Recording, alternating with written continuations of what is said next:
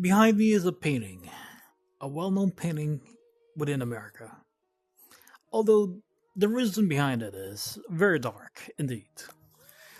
Pogo the Clown was created by a serial killer known as John Wayne Gacy. And John Wayne Gacy is a closet case homosexual who preyed upon younger gay guys, mainly boys. Now, the story of John Wayne Gacy is very dark.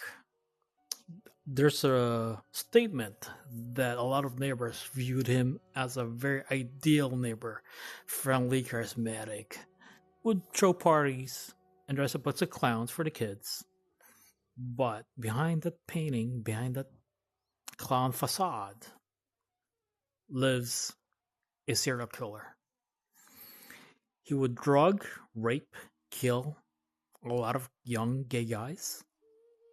I believe one or a few survived, but most of them did not.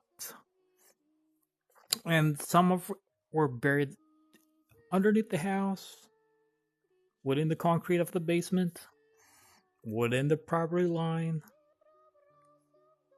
Finally, I forgot how he was found out, but eventually he was found out to be the guy responsible for all the deaths, which leads him to be incarcerated. And this painting has a story to tell on its own. Basically, the painting has been painted while he was in jail.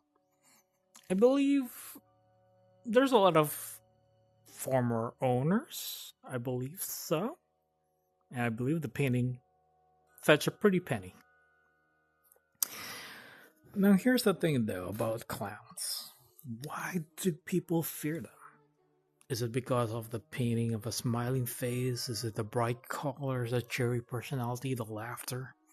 I mean, if you come to think about it, why is the Joker from the Batman so creepy? Is it the psychotic laughter? Or is it the backstory? The tragic backstory of Joker? Depending which Joker version you listen to or watch, he has a very tragic backstory. Anyway, back to John Wayne Gacy. Now, there was a story about his former house where people claimed they would hear when John Gacy was no longer around. New people moved in, owned the place. Some story goes that one of the former owners claimed to see the ghost of one of the victims. Basically, a young gay guy running, standing in front of his bedroom, trying to warn the new owner, pleading, gesturing for help. But here's the thing. The owner of the house cannot hear the ghost. He can see the ghost. He can see what the ghost is trying to do, but he can never hear the ghost. As if the ghost is muted or no voice coming out of its mouth. A lot of ghost hunters studied this case, and they came with a conclusion that this is one of the victims of the famous serial killer, John Wayne Gacy. Now, here's the thing though. The police has provided numbers of how many he killed, but even the cops, apparently according to the one provided in public forum, are not even sure if they found all the bodies. They might be more. Not much, much more. I guess due to the time, they don't have enough resources to scout all the property.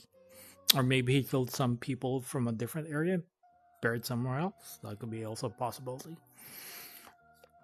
But yeah, this John Wayne Gacy person is a very sick man. Now, back to the ghost story. The ghost story of side of things is like screams, moans would be heard by owners. They would see figures running back and forth, figures of young men. And sometimes they would see them run inside the house and fade before they hit the door leading to the outside of the house. Maybe they're trapped. Maybe due to the violent nature on how they died. This is just a theory. That they're not able to cross over to the other side. Maybe the trauma on how they died kept them locked up in this house. There's a lot of theories on why ghosts exist. Some say that if you die a violent death, you're stuck in that place because you can't forgive on how you died. If you've been stabbed, murdered, or you weren't ready, I think your soul clings to that location as kind of like a chain to a wall. I don't know if that's actually true, but maybe some ghosts are just sentimental and just wants to haunt the same place they were last seen alive, or maybe the last emotion they felt. But most haunted cases have a common theme, and that is like the apparition would sometimes be intellectual, where you can interact with it and they would respond, or it's kind of like a loop where the apparition or the ghost would do its thing and not pay attention to you, and you can't talk to it, you can't interact with it. It's just like a playback. Now, the theory goes that the trauma was so intense, or the event was so intense, that it was engraved in the fabric of reality. Some say it was fabric of stone, the walls of the house, or the land itself. But here's the thing though. John Wayne Gacy is a murderer.